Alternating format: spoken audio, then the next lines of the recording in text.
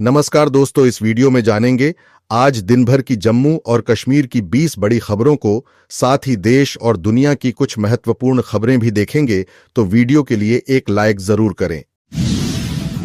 जम्मू कश्मीर में सत्ता के दोहरे नियंत्रण का आरोप लगाते हुए प्रदेश कांग्रेस कमेटी के अध्यक्ष तारिक हमीद कर्रा ने कहा कि केंद्र सरकार जानबूझकर चुनी हुई सरकार में बाधा डाल रही है। उन्होंने यह भी कहा कि नौकरशाह सुशासन की प्रक्रिया में बाधा बन रहे हैं और इसका जल्द समाधान किया जाए। श्रीनगर में पार्टी कार्यकर्ताओं के सम्मेलन को संबोधित करते हुए कर्रा ने कहा कि उनकी पहली प्राथमिकता लोगों के मान सम्मान की बहाली है और उन्हें संवैधानिक अधिकार देने के लिए पार्टी संघर्ष कर रही है। कर्रा ने जम्मू कश्मीर के राज्य के दर्जे को जल्द बहाल करने की भी मांग की। जम्मू कश्मीर के मुख्यमंत्री उमर अब्दुल्ला ने ईवीएम पर कांग्रेस की आपत्ति को सिरे से खारिज कर दिया।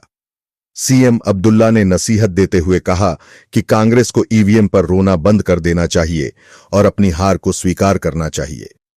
उन्होंने कहा कि जब आप जीतते हैं तो ईवीएम ठीक है, लेकिन जब आप हारते हैं तो ईवीएम का रोना रोने लगते हैं। वहीं सीएम उमर ने कहा कि मुझे लगता है कि दिल्ली में सेंट्रल विस्टा परियोजना के साथ जो हो रहा है वह बहुत अच्छी बात है। मेरा मानना है कि एक नए संसद भवन का निर्माण एक उत्कृष्ट विचार था।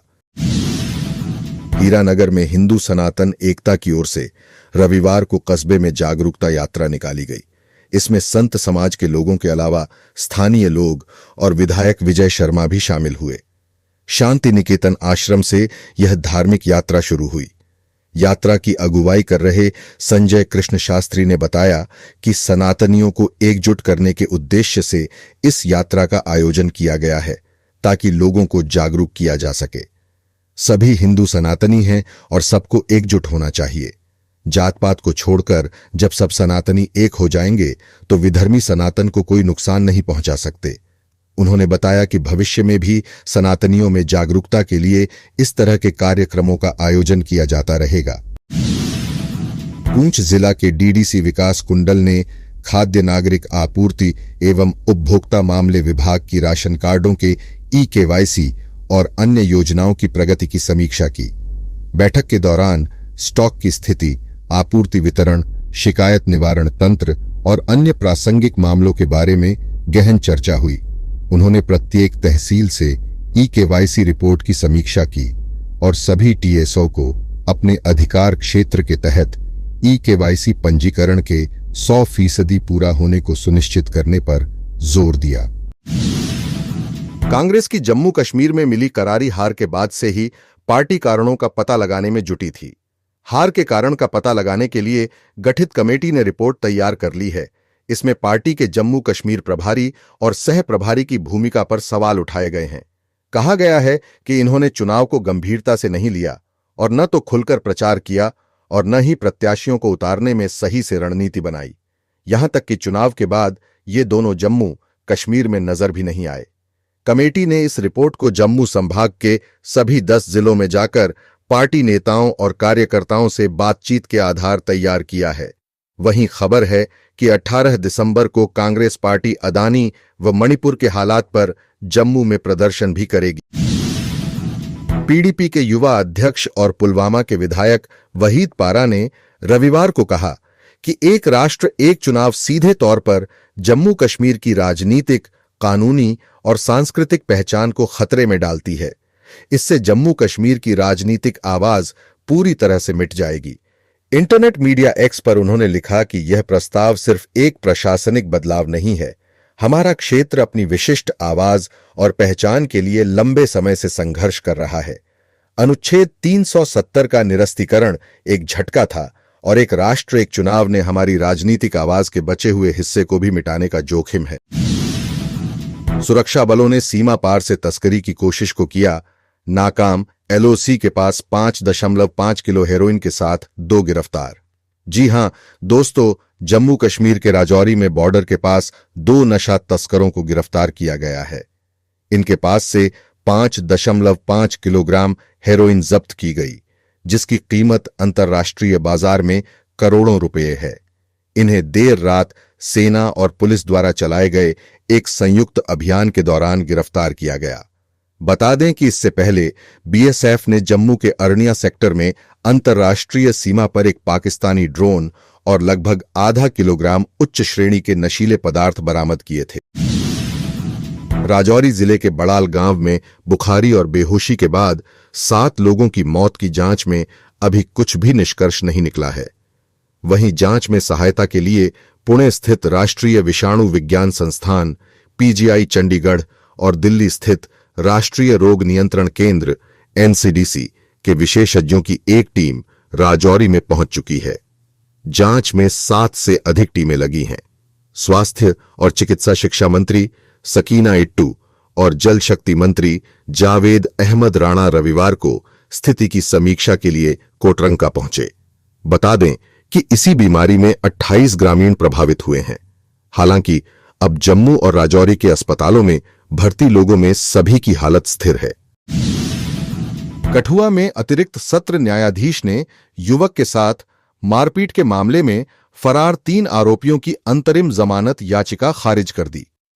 अदालत ने फैसले में कहा कि आरोपी की ओर से कथित रूप से किए गए अपराध जमानतीय प्रकृति के हैं, लेकिन उनकी ओर से प्रस्तुत आवेदन पोषणीय नहीं है, लिहाजा याचिका खारिज की जाती है। बता दें कि तीनों पर आरोप है कि उन्होंने 30 सितंबर 2024 को एक लड़के के साथ उसके घर के बाहर मारपीट की और उसे गंभीर रूप से घायल कर दिया। आरएसपुरा के सीमांत गांव भोजपुर में वीरवार रात स्टोर से चोरी हुए 56 बोरी धान के मामले में पुलिस ने 2 लोगों को पकड़ा है, साथ ही 27 बोरी धान बरामद कर लिया है। बताया जा रहा है कि आरएसपुरा पुलिस को क्षेत्र में लगे सीसीटीवी कैमरों की फुटेज से सफलता मिली। इस पर पुलिस ने राजकुमार नाम के व्यक्ति को हिरासत में लिया। पूछताछ में बेची गई धान की 27 बोरी बरामद की गई और इसके बाद चोरी का धान खरीदने वाले दुकानदार को भी हिरासत में लिया गया। माता वैष्णो देवी रोपवे परियोजना के खिलाफ रविवार को बड़ी संख्या में लोगों ने रैली निकालकर प्रदर्शन किया। आंदोलन का नेतृत्व कर रही श्री माता वैष्णो देवी संघर्ष समिति ने 18 दिसंबर को अपनी मांगों के समर्थन में शहर में पूर्ण हड़ताल का आह्वान किया है। इस दौरान होटल, गेस्ट हाउस, बस, टैक्सी और ऑटो सभी बंद रहेंगे। बता दें कि श्री माता वैष्णो देवी श्राइन बोर्ड ने ताराकोट मार्ग से सांझी छत के बीच 12 किलोमीटर के मार्ग पर 250 करोड़ रुपए की लागत से यात्री रोपवे परियोजना को आगे बढ़ाने का फैसला किया था। यात्रा मार्ग के दुकानदार, पिट्ठू और पालकी वालों के साथ स्थानीय लोग इस परियोजना का विरोध कर रहे हैं। रियासी के शिवखोड़ी बस आतंकी हमले को लेकर एनआईए ने चार्जशीट पेश कर दी है और चार्जशीट में राजौरी के हाकमदीन को आरोपी बनाया गया है। बताया जा रहा है कि इसने आतंकियों को हमले के लिए हर तरह की मदद की थी। हमले का मकसद पूरी तरह से देश भर से शिवखोड़ी व वैष्णो देवी आने वाले श्रद्धालुओं में खौफ पैदा करना था।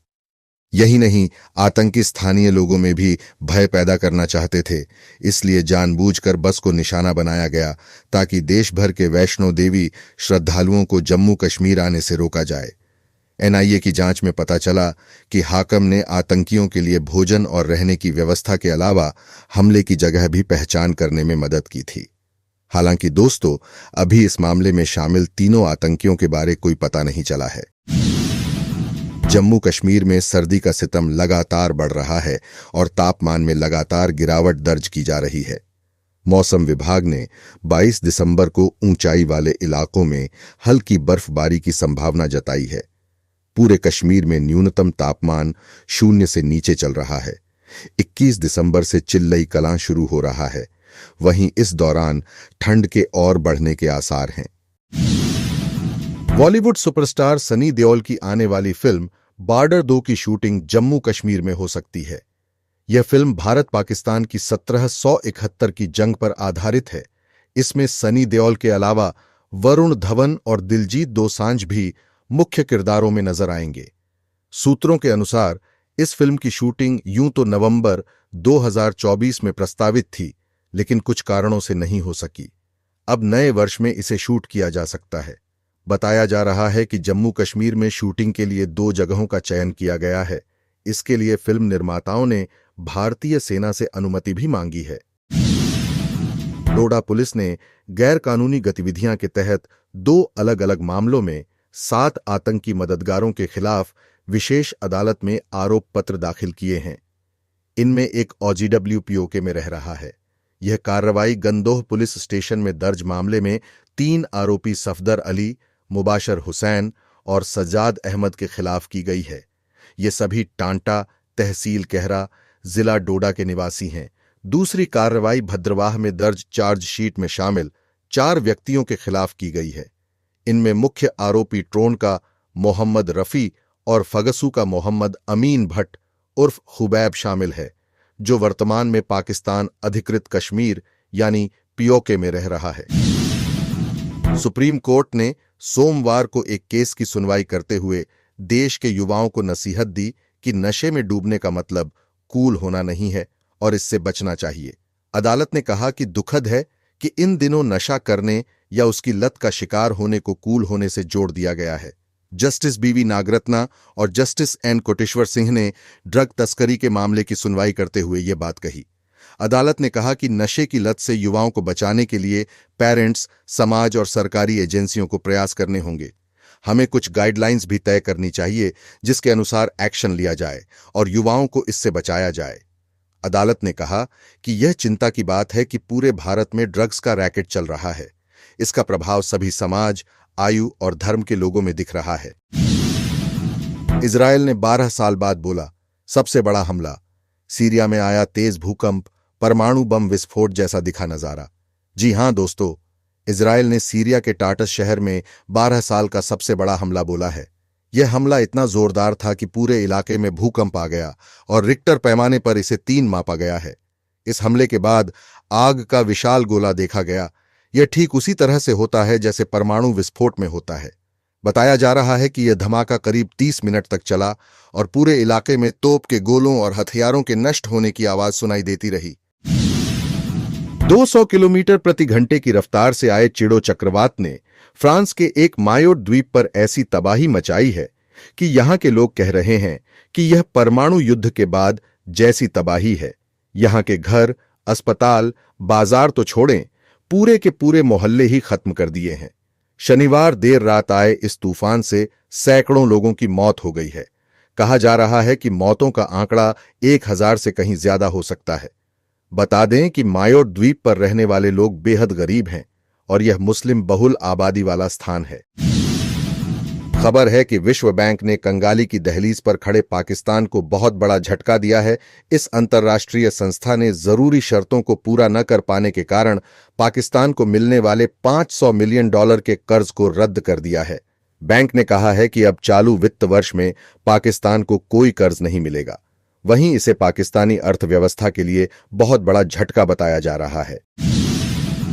पाकिस्तानी सूबे खैबर पख्तूनख्वा के मुख्यमंत्री अली अमीन गंडापुर ने इमरान खान की रिहाई न होने पर सशस्त्र विद्रोह की चेतावनी दी है।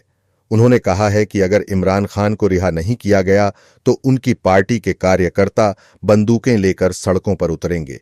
उन्होंने इमरान खान से शांति की वकालत बंद करने का भी आग्रह किया। इमरान खान लंबे समय से जेल में बंद हैं और उनके खिलाफ जल्द ही सैन्य मुकदमे शुरू होने का अंदेशा है। दोस्तों, यही थी आज दिन भर की कुछ महत्वपूर्ण बड़ी खबरें। तो मिलते हैं आपसे नई वीडियो के साथ। सब्सक्राइब जरूर कर देना। जय हिंद।